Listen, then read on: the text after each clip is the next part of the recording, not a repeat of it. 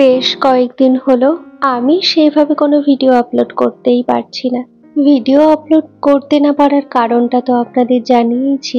শ্বশুর মশাই ভীষণ অসুস্থ ছিলেন, হসপিটালে অ্যাডমিট করতে হয়েছিল।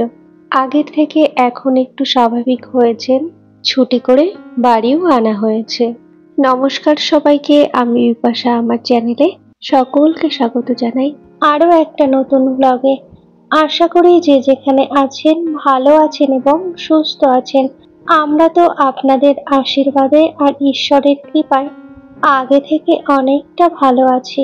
বিগত 2 সপ্তাহ আমাদের পরিবারের ওপর দিয়ে যে ঝড়টা গেল, কোনো শত্রুরও যেন এইরকম কোনো ঝড় না যায়। কি যে বাজে পরিস্থিতিতে আমরা শ্বশুর মশাইকে নিয়ে তেহট্ট হসপিটালে এমার্জেন্সিতে ভর্তি করেছি, কখনো ভাবিনি এই মানুষটাকে আমরা সুস্থ করে নিয়ে বাড়ি ফিরব।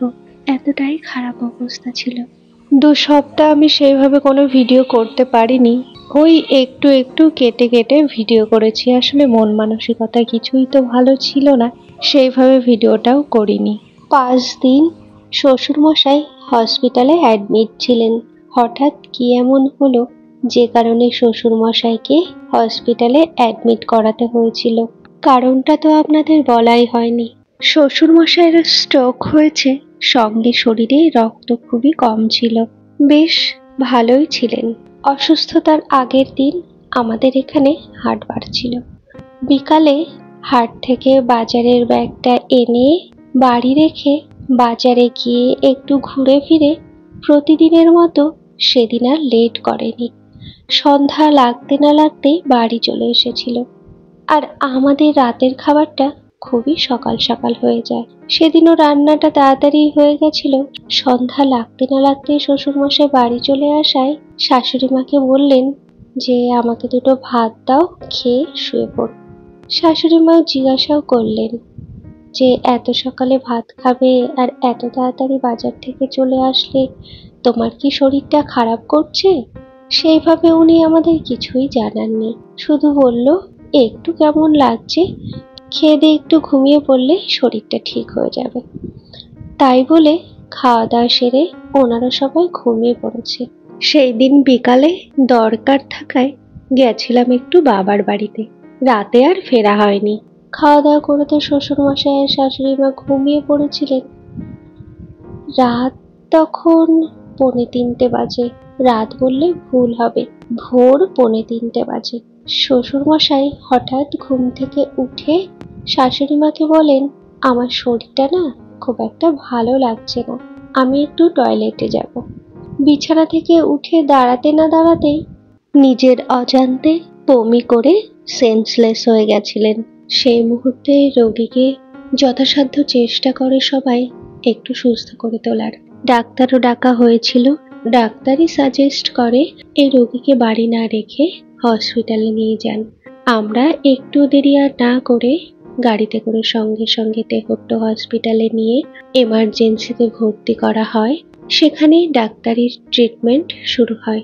হসপিটালের নিয়ম অনুযায়ী রোগী পুরুষ হলে তার সঙ্গে শুধুমাত্র পুরুষই গার্জিয়ান থাকতে পারবে, আর মহিলা হলে তার সঙ্গে মহিলা গার্জিয়ান থাকতে পারবে। সেই জন্য 9টায় বাড়ি থেকে রান্না বান্না করে চলে আসতাম এই হসপিটালে, আর যেতাম সন্ধ্যা 6টার সময় বাড়ি। সারাটা দিন আমি থাকতাম, আর আমার সঙ্গে আমার মাও থাকতো। শাশুড়ি মাও একদিন গেছিলেন রাতে, একদিন বরমশাই আর একদিন দেওর। এইভাবেই পালি করে করে এই 5টা দিন আমরা হসপিটালে শ্বশুর মশাইকে নিয়ে কাটিয়েছি। হসপিটালের ভিজিটিং টাইম সকাল 11টা থেকে 12টা পর্যন্ত, আবার বিকাল 5টা থেকে 6টা পর্যন্ত। মাঝে কয়েকটা ঘন্টা ওই গাছের তলায় আমরা বসে বসে দিন কাটাতাম। কি যে দুর্ভোগের মাঝে এই 5টা দিন আমরা সবাই কাটিয়েছি, সেটা সত্যিই আমরা সবাই আর ঈশ্বর ছাড়া জানেন না। এই ভিডিওটা করেছি শ্বশুরমশাইকে হসপিটাল থেকে ছুটি দেওয়ার আগের দিন। বিকালে শ্বশুরমশাইকে দেখে বাড়ি ফিরতে ফিরতে বেজে গেছে 7টা। বাড়ি থেকে হসপিটালে যেতে আসতে সময় লাগে 2 ঘন্টা। বাড়ি এসে স্নান করেছি, খাওয়া দাওয়াটা হয়নি। সেই ভোরে উঠে রান্না বান্না করে একটু খাবার নিয়ে যেতাম। খাওয়া কি আর যাই বলুন, সে তো আমার চেহারা দেখে বুঝতেই পারছেন।